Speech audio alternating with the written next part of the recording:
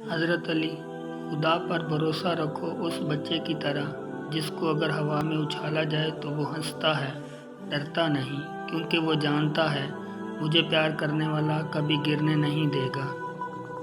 حضرت علی: جو شخص ہمیشہ تمہاری خوشی چاہے اس کا اداس ہونا تمہارے لیے فکر کی بات ہونی چاہیے۔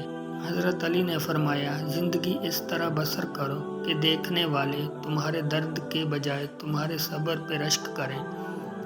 حضرت علی: کسی کو اس کی ذات اور لباس کی وجہ سے حقیر نہ سمجھنا، کیونکہ تمہیں دینے والا اور اسے دینے والا ایک اللہ ہی ہے، اسے عطا بھی کر سکتا ہے اور آپ سے لے بھی سکتا ہے۔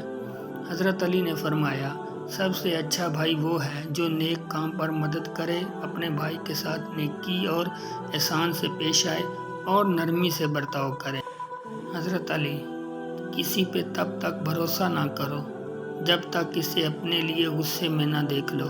حضرت علی: لوگوں سے ڈرنا چھوڑ دو، کیونکہ رزق اور عزت کسی کے ہاتھ میں نہیں، اللہ جسے چاہے بے حساب دیتا ہے۔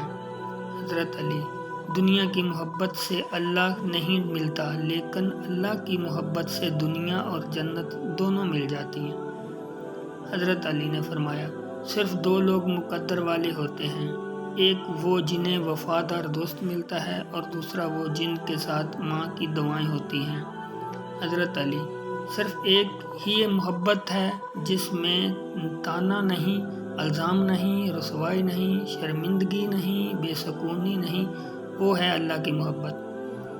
حضرت علی: جو ذات رات کو درختوں پہ بیٹھے پرندوں کو نیند میں گرنے نہیں دیتی، وہ ذات انسان کو کیسے بے یار و مددگار چھوڑ سکتی ہے؟ حضرت علی: جب کوئی امید نہ ہو تب زیادہ یقین سے مانگو، کیونکہ معجزے اللہ کی شان سے ہیں۔ تنگ دستی میں سخاوت کرنا، غصے میں سچ بولنا اور طاقت ہوتے ہوئے معاف کرنا بہترین نیکی ہے۔ اپنے دوست کو خالص طور پر نصیحت کرو، چاہے اسے پسند